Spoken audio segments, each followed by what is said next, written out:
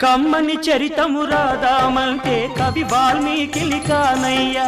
కమ్మని చరితము రాదామంటే కవి వాల్మీకి కానయ్యా గానముతో కొలవాలంటే ఘన త్యాగయ్యను కానయ్యా గానముతో కొలవాలంటే ఘన త్యాగయ్యను కానయ్యా ఆశతో కోవిల కడదామంటే తహసీల్దారును కానయ్యా ఆశతో కోవిల కడదామంటే తహసీల్దారును కానయ్యా ఆఖరికి మనసిద్దామంటే అది ఏనాడో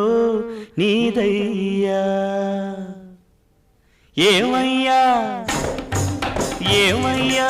ఓ రామయ్యా ఎలా సేవించాలయ్యా నిన్ను ఏమని కీర్తించాలయ్యా ఏమయ్యా ఓ రామయ్యా